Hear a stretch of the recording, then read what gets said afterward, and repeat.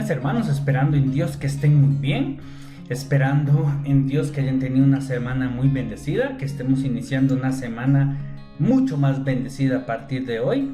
Y estamos acá para compartir una vez más la palabra de nuestro Señor Jesucristo y adentrarnos en esta historia bíblica increíble para poder aprender, para poder asimilar para nuestra vida y poder aplicar de la mejor manera para nuestro día de hoy.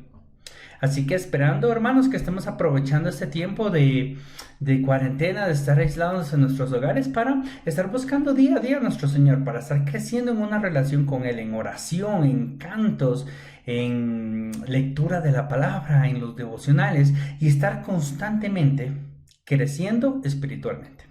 Hermanos, así que estamos para compartir la palabra de Dios, así que vamos a empezar con palabras de oración para bendecir este momento. Padre nuestro gran Dios, a ti sea la honra y la gloria por siempre, Padre. Gracias por tu gran amor, gracias por Cristo Jesús, gracias por la cruz, porque a través de esa cruz y del sacrificio de Cristo, Padre, estamos hoy en tu presencia, podemos hablar directamente contigo y estamos bendecidos, redimidos. Podemos encontrar en Jesús el perdón de pecados, podemos encontrar en Jesús la salvación, podemos encontrar en Jesús vida eterna a través del bautismo. Padre, gracias por eso, gracias por tu gran amor. Y Padre, queremos bendecir este tiempo, queremos bendecir cada una de nuestras familias, queremos bendecir, Padre, con tu presencia y con la presencia del Espíritu Santo cada uno de nuestros hogares, nuestra salud, nuestra economía y todo cuanto somos, queremos ponerlo en tus manos y queremos confiar en que eres tú el que va a estar obrando en nuestras vidas. Queremos confiar en que eres tú el que va a hacer cosas grandes a través de este tiempo y a través de nuestras familias. Gracias, confiamos en ti. Y haz, Padre, que esta palabra, y haz, Padre, que este mensaje pueda llegar, Padre, a nuestros corazones. Y que tu Santo Espíritu sea el que esté obrando. Gracias. Y todo te lo pedimos en nombre de Jesús. Amén. Hermanos, continuamos estudiando el libro de los Hechos y en esta parte estamos entrando en el capítulo 18, versículos del 1 al 17, que es como la parte final del segundo viaje misionero de Pablo.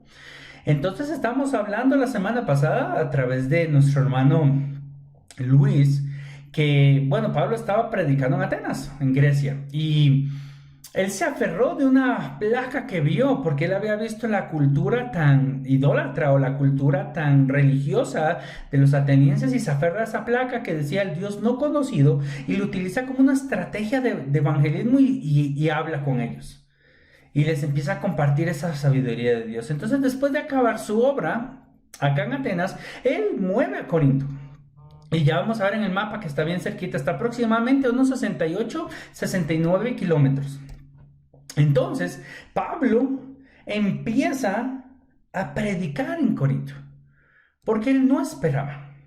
Y entonces estamos acá y podemos ver en la parte superior, acá, que Corinto estaba muy cerca de Atenas. De que Corinto era una ciudad comercial importantísima y ya vamos a ver por qué.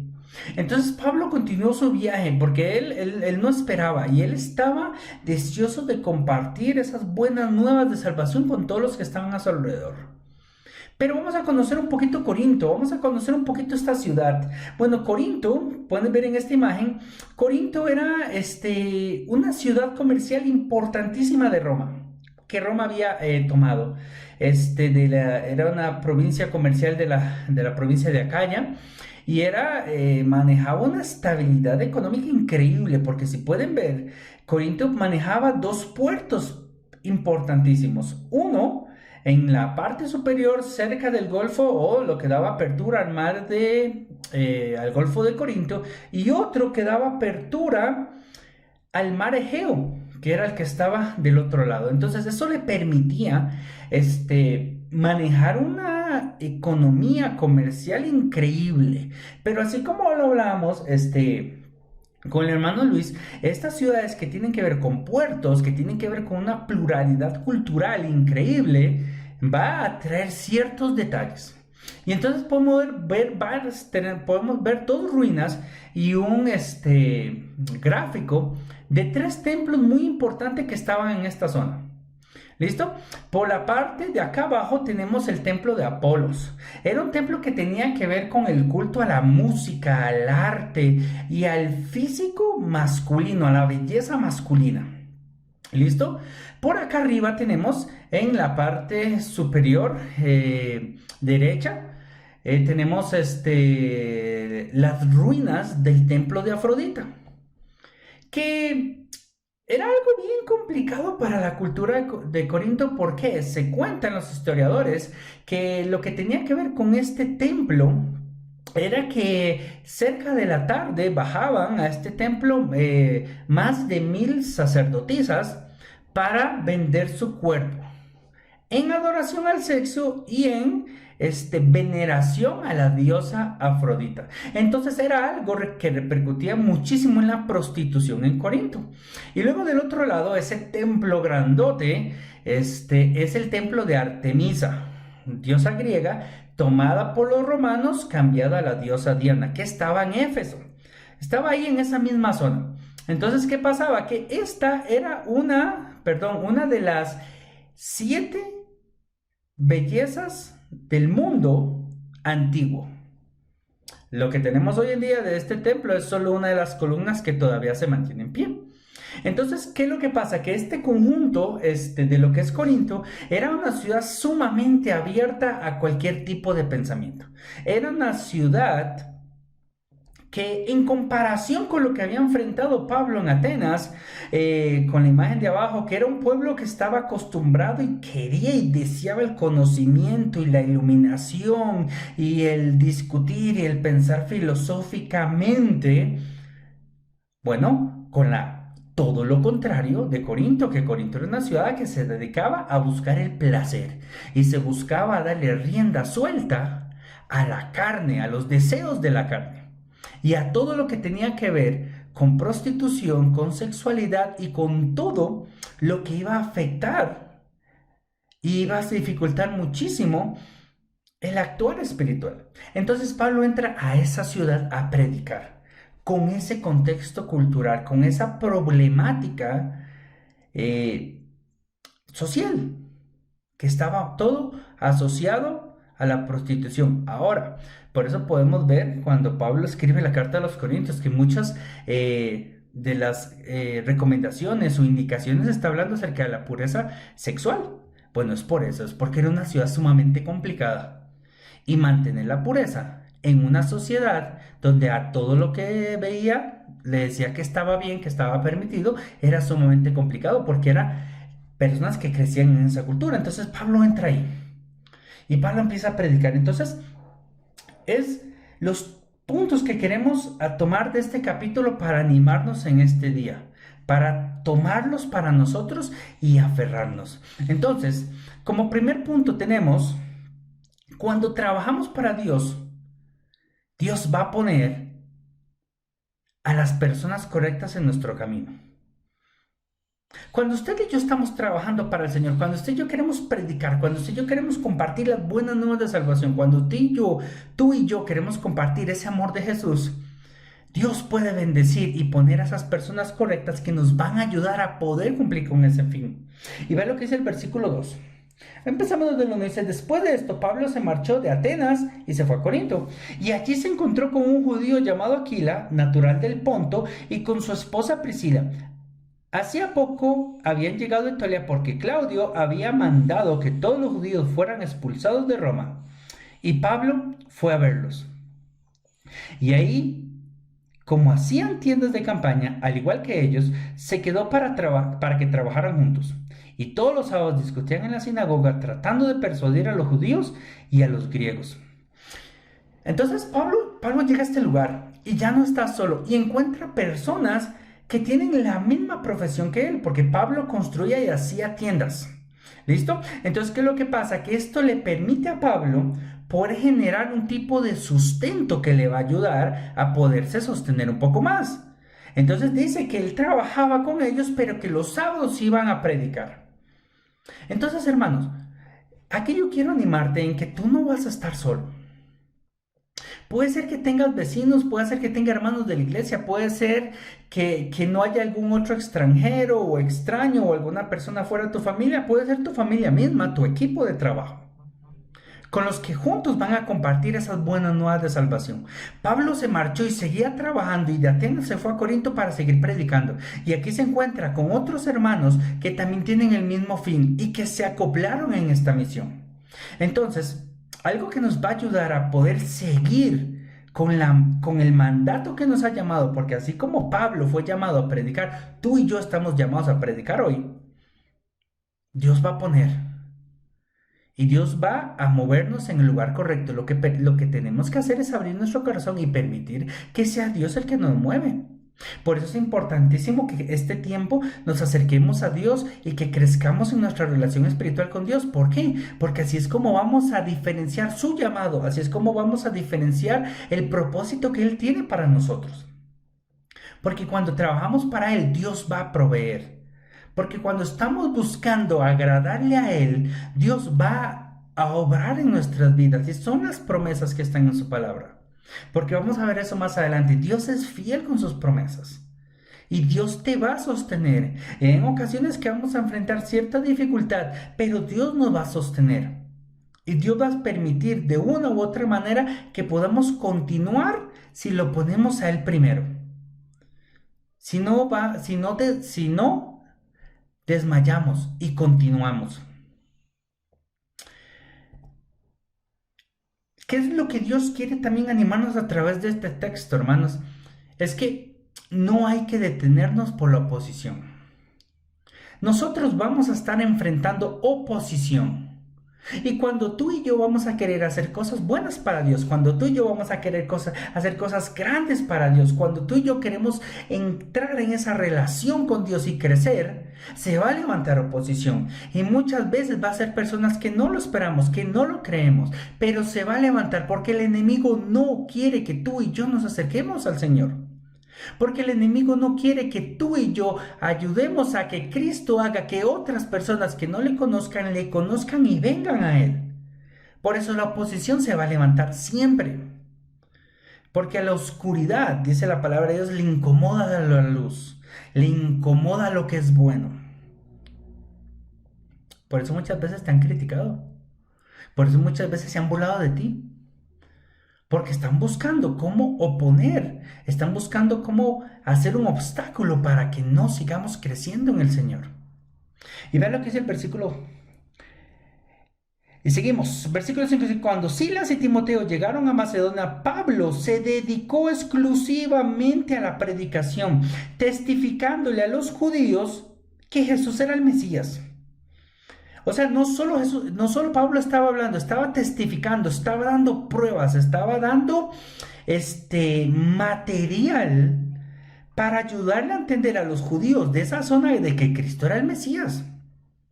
Porque eso es algo que está pasando y todavía es el problema de la actualidad.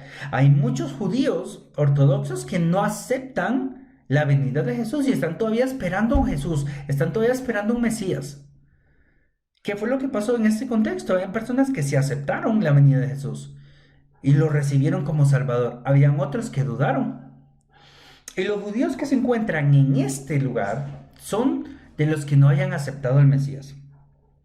Y dice, pero Pablo testificándole a los judíos que Jesús era el Mesías, pero cuando los judíos se opusieron a Pablo y lo insultaron, este se sacudió las ropas en señal de protesta y dijo: caiga la sangre de ustedes sobre su propia cabeza.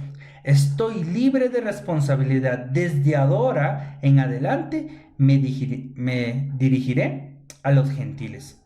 Entonces Pablo salió a esa sinagoga y se fue a la casa de un tal Ticio Justo que adoraba a Dios y que vivía al lado de la sinagoga. Crispo, el jefe de la sinagoga, creyó en el Señor con toda su familia. También creyeron y fueron bautizados muchos de los corintios que oyeron a Pablo. Entonces, ¿qué es lo que hace Pablo aquí? Pablo empieza a predicar y Pablo empieza a testificar, empieza a dar pruebas de que Jesús era el Mesías. Pero ¿qué es lo que hacen estos judíos? No lo aceptan, se oponen, le insultan. Entonces, viene una de las señales muy típicas que hacían ellos, que era sacudir sus túnicas o sacudir sus sandalias para decir, ¿sabes qué? Estoy exonerado de la responsabilidad de la predicación de ustedes, en el sentido de que les estoy predicando, en el sentido de que les estoy presentando a Cristo, pero ustedes no lo quieren aceptar y ustedes no lo quieren recibir. Entonces yo no me voy a detener por esto y sigo adelante con mi trabajo. Y es lo que hizo Pablo. Pablo no se echó a morir y Pablo no se destruyó porque los judíos no lo aceptaron. ¿Qué es lo que dice? ¿Sabes qué? Se sacude todo, hace esta señal de que va a seguir, de que es libre de responsabilidad. Dice, ¿sabes qué? Ya no les predico más a ustedes. A partir de ahora me dirijo a los gentiles. Porque todavía estaban en esa transición. Aún cuando se había convertido Cornelio. ¿Se recuerdan en la conversión de Cornelio con la predicación de Pedro y todo? Que era una señal de la apertura del evangelio a los gentiles, a todos aquellos pueblos que no pertenecían a los judíos. Bueno, pero todavía estaba esa lucha cultural, donde los judíos se creían los únicos, donde los judíos creían que solo ellos tenían el derecho de tener la verdad. Pero no. Entonces, hermanos, no nos detengamos. ¿Sabes que en ocasiones estamos trabajando con una familia y no funciona? Es el tiempo de Dios. En ocasiones tenemos mucho tiempo de estar y no, es que esta familia nada que se convierte, es que creo que estoy perdiendo el tiempo. Es el tiempo de Dios, no es el tiempo tuyo, no es el tiempo mío. Lo más importante acá es que no nos detengamos, es que no nos crucemos de brazos y digamos, no, ya lo intenté, ya nada. No, es que si no está funcionando, busquemos otra manera. Que si no está funcionando en este lugar, me voy a otro lugar. ¿Qué fue lo que hizo Pablo? Listo, no me quedo aquí, me voy por allá y sigo trabajando. No voy a detener y no voy a parar de cumplir mi misión, la misión que Dios me ha dado. Y tú vas a detenerte. Y tú vas a desanimarte y vas a hackearse brazos cruzados. Y es verdad, en ocasiones es muy duro y uno se entristece y hasta llora. Pero en estos momentos, hermano, hermana, es cuando más tenemos que aferrarnos a Dios. Es cuando más tenemos que confiar en Dios. Porque se trata de Él, no de nosotros. Se trata de lo que Él puede hacer, no lo que nosotros podemos hacer. ¿Y qué es lo importante acá? Que va a reforzar todo esto. Dios es fiel a sus promesas. Hermano, cuando Dios dice algo, Dios lo promete. Dios lo cumple. Y cuando Dios promete algo, Él lo resuelve. Dios es fiel a sus promesas. Ve lo que dice el versículo 9. Una noche el Señor le dijo a Pablo en una visión, no tengas miedo, sigue hablando y no te calles, pues estoy contigo. Aunque te ataquen, no voy a dejar que nadie te haga daño. Imagínense. Pablo, Pablo está sintiendo miedo, por eso el Señor le anima. Y no sé si es por la posición, porque se levante la gente, porque se haya un complot de quererlo matar, de quererlo eliminar, porque estos judíos eran bien extremistas y decían, no, es que los gentiles no son dignos de... Y Pablo, y Dios le dice, ¿sabes qué, Pablo? Sigue, no te calles. ¿Y qué es lo que le promete él? No voy a dejar que te hagan daño. Dios no le dice, ¿sabes qué? No voy a dejar que te ataquen, sino que no voy a dejar que les hagan daño. Hermano, los ataques van a venir. Los ataques ya han venido a tu vida, los ataques están viniendo y los ataques vendrán. Pero se trata de aferrarnos a Dios porque Él es fiel a sus promesas y Él no cambia, Él no es como nosotros.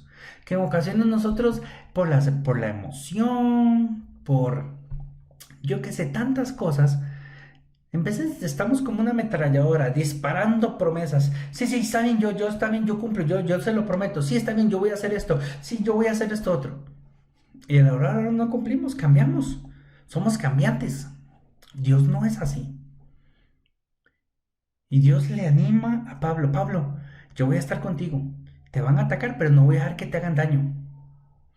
No iba a evitar que los ataques vinieran, sino que no le iban a hacer daño. Y vea lo que dice. Así que Pablo se quedó allí 1 año y medio más, trabajando y predicando, imagínense, enseñando entre los pueblos la palabra de Dios. Dice, y vea el evento que sucede mientras Galión era gobernador. de acá ya los judíos a una atacaron a Pablo y lo condujeron al tribunal. Este hombre, denunciaron ellos, anda persuadiendo a la gente a adorar a Dios de una manera que va en contra de nuestra ley. Pablo ya iba a hablar cuando Galión les dijo: si ustedes los judíos estuvieran entablando una demanda sobre algún delito o algún crimen grave, sería razonable que los escuchara. Pero como se trata de cuestiones de palabras de nombres y de su propia ley, arréglesen entre ustedes, no quiero ser juez de tales cosas. Así que mandó que los expulsaran del tribunal. Entonces se abalanzaron todos contra Sóstenes, el jefe de la sinagoga, y lo golpearon delante del tribunal. Pero Galión no dio ninguna importancia al asunto. Aquí la gente se levantó en contra de Pablo para evitar, para arrestarlo, matarlo, buscar que este juez de esta provincia detuviera su predicación. Pero ¿cuál fue la promesa de Dios? La promesa de Dios fue: ellos van a atacarte, pero no voy a dejar que te hagan daño. Y este gobernador se puso neutro, no quiso involucrarse en la situación. Y Pablo quedó libre.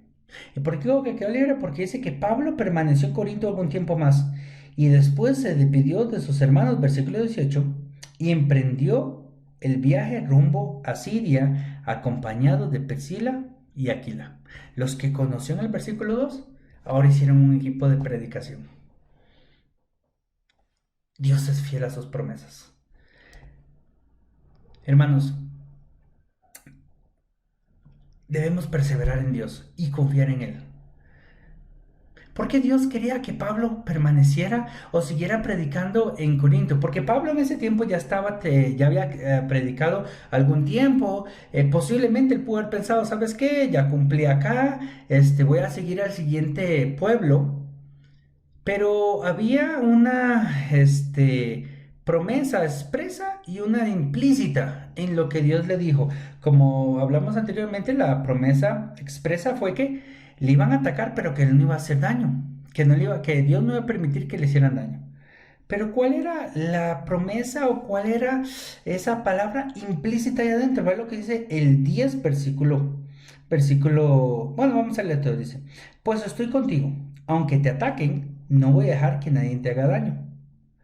Y sigue: porque tengo mucha gente en esta ciudad.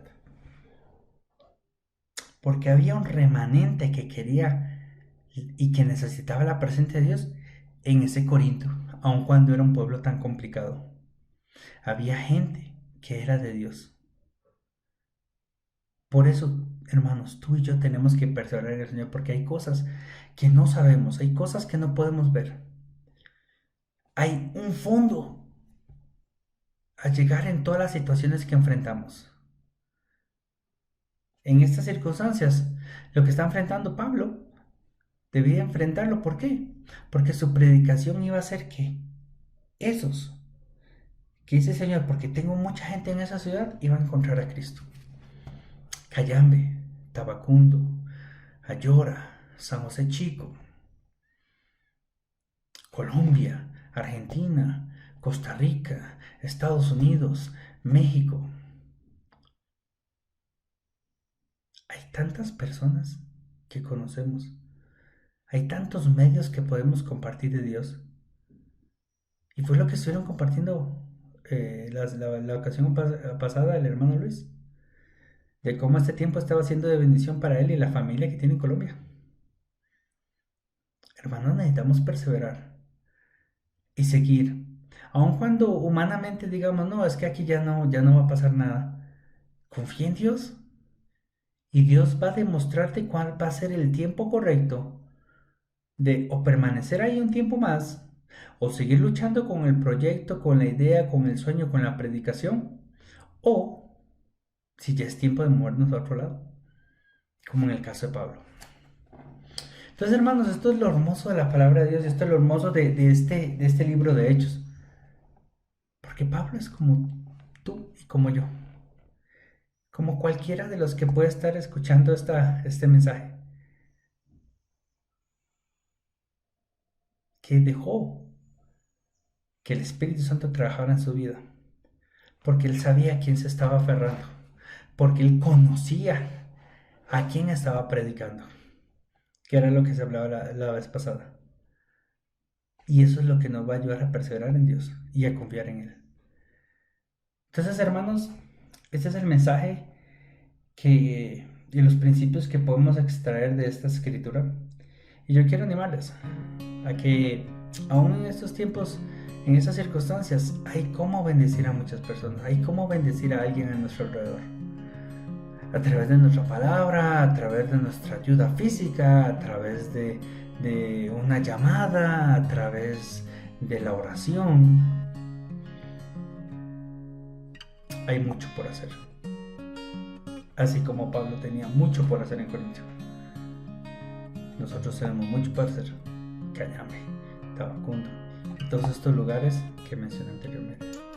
Hermanos, que el Señor esté bendiciendo cada una de sus vidas, cada una de sus familias grandemente, y a tener fe, esperanza y ánimo en el Señor. De que puede ser que ese tiempo acabe pronto, puede ser que dure más, no lo sabemos, pero de que Dios puede obrar grandemente en ese tiempo, lo va a hacer. Necesitamos aferrarnos a Él como Pablo se aferró, y trabajar y buscar hacerlo para el Señor. Y entonces Dios va a hacer que las personas correctas estén a nuestro lado, que nos ayuden y se acoplen a nuestra misión. Eso va a hacer que no nos detengamos cuando enfrentemos oposición, porque vamos a ser un equipo trabajando. Y aun cuando estés solo físicamente, Jesús está ahí a la par tuya, porque es la promesa que dio. ¿Recuerdan Mateo 28, 18? Vayan y prediquen el Evangelio a todas las naciones, enseñándoles y bautizándolos en nombre del Padre, del Hijo y del Espíritu Santo. Y he aquí, yo estaré con ustedes hasta los confines de la tierra. Eso es una promesa. Entonces, hermanos, que el Señor los bendiga grandemente y esperamos que este mensaje sea de mucha bendición para ustedes. Nos vemos pronto.